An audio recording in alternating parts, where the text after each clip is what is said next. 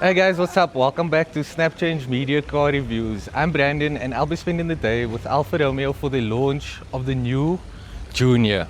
It's a compact SUV that's powered by an electric powertrain. First for Alfa, very interesting. Interested to see how sporty the drivetrain is because it looks very good. So here in South Africa, there's two available models. It is the Electrica, the entry-level Electrica, and then top spec Veloce. So the difference that you can see is that they have different grills. Electrica has this grill that says Alfa on it, and then the top spec Veloce has the Alfa badging on it.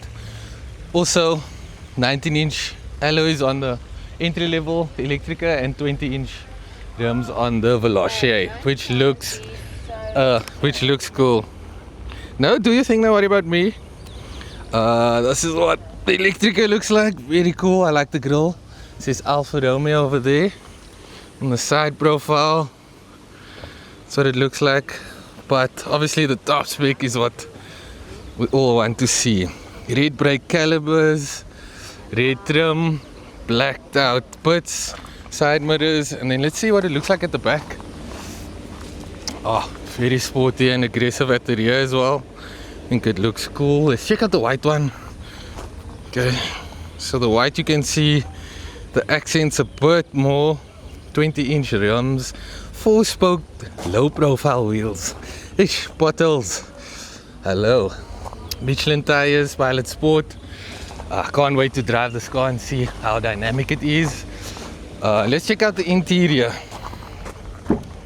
Okay, this is what it looks like inside. Nice darked out bits, very aggressive. Like the Alcantara finishing. Nice seats. Let's go into our other vehicle where there's no. Okay, this is the entry level model. So what the seats look like.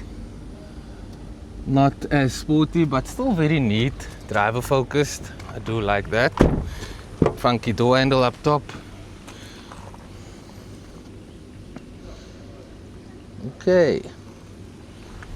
And then moving over to the Veloce, more powerful model. So after the presentation, I'll be able to tell you kilowatts and all of that, Newton meters. So what the seats look like, very aggressive. I love it. I just love it. Driver focus, nice Alcantara finishing everywhere on the dashboard.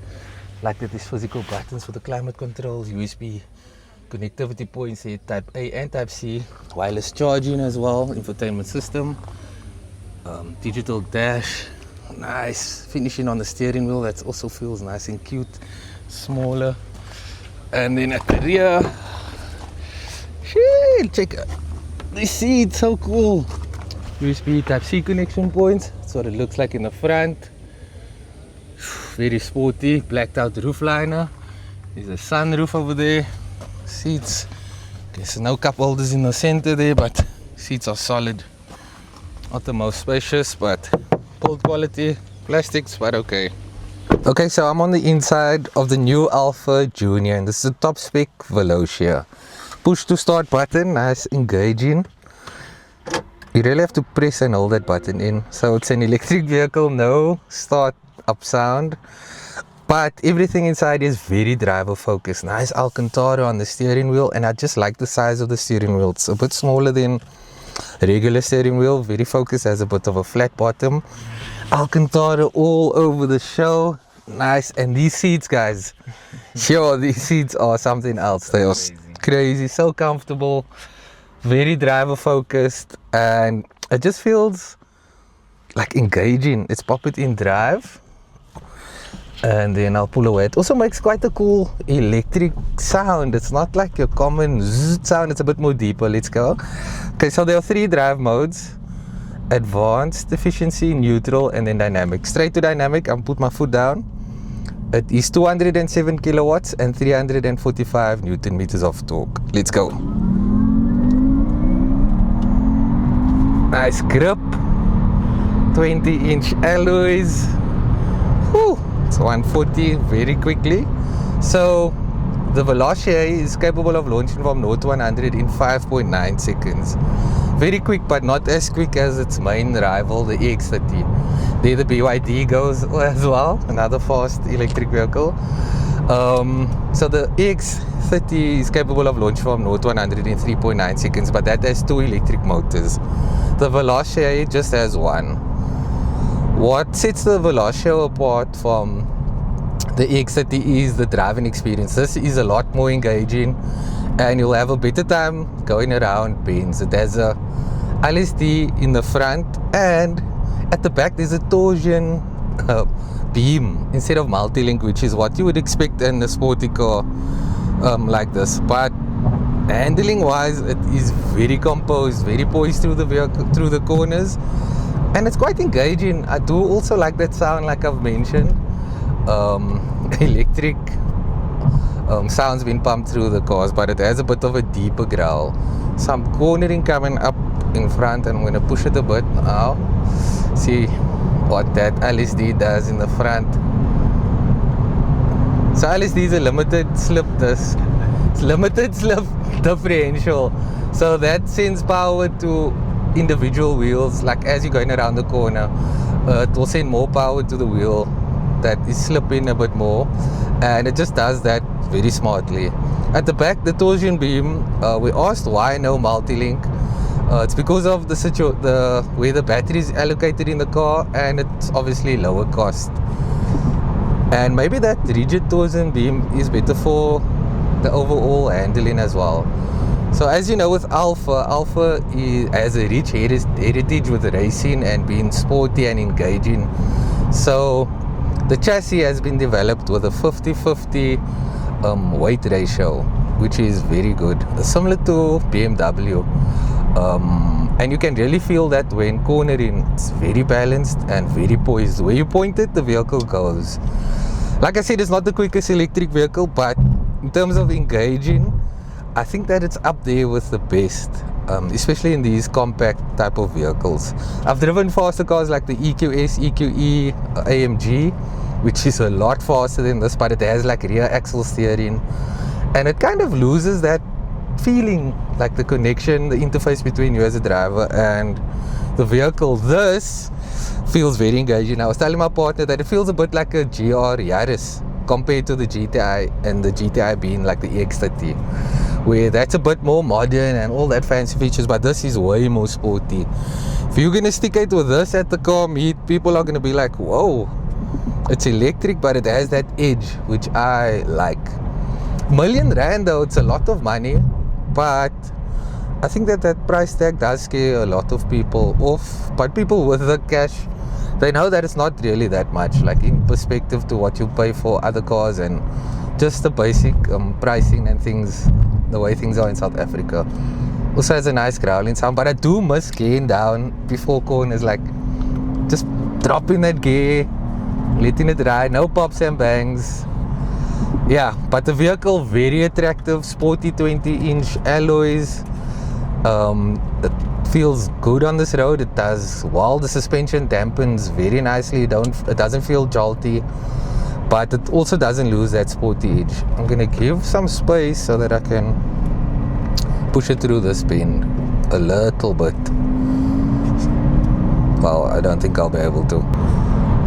Okay, that under doesn't. Okay, so I've managed to get some space. Foot down again, we're in a dynamic mode.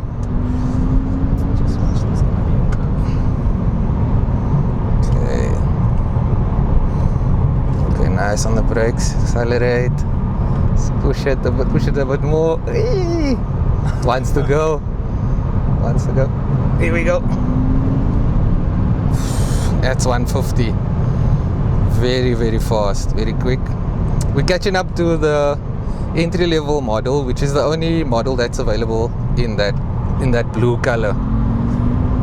It's like a navy blue, and that's less powered with 118 kilowatts and 260 Newton meters if I'm not mistaken. Yeah, but again, very driver-focused car. I do wish that the interfaces were a bit more modern, but it shows and displays everything. All the gauges are nice and clear. We've driven for about, I think it's like 40 kilometers or 50 kilometers, and we used 20% of the battery. So I'll launch it now. Yes, it has a 54 kilowatt hour battery. I think it's 54.5 or something like that. Okay, so I'm going to launch it again now to see how quick it accelerates. Okay, here we go. Let's see if it has a launch mode. Okay, no launch control mode.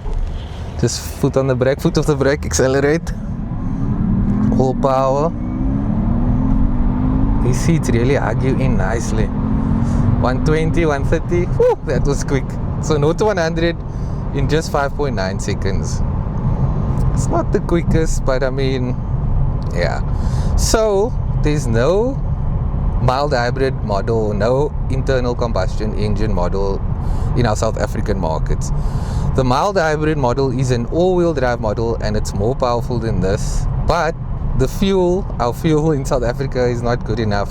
The octane is not powerful enough for that engine, so we're not getting that model. So we are limited to the 2 electrified models that are both front wheel driven with a 54 kilowatt hour battery, and it has various powers like I've mentioned. 799,900, so it's basically 800,000 rand for the entry level model and R1 million for the model that we're driving. Interior space is the highlight for me, besides the exterior that's very attractive, but most of the time as a driver you're going to be spending inside here. So yeah, there's an optional sunroof that will cost you an extra 20,000 or 22,000, and then these seats are also an extra, which is a must-have. I wish that it was available in the lower spec model, but yeah, for 55,000 rand extra you get these seats. Very driver focused, and it's really a must-have, especially if you're not getting to downshift and you're getting no gear shifting. This does make up for some of that engagement that's lost. But that's it for me with my driving. I'll jump over to the passenger seat now and then see what it's like from that point of view. Peace guys, thanks for tuning into the channel.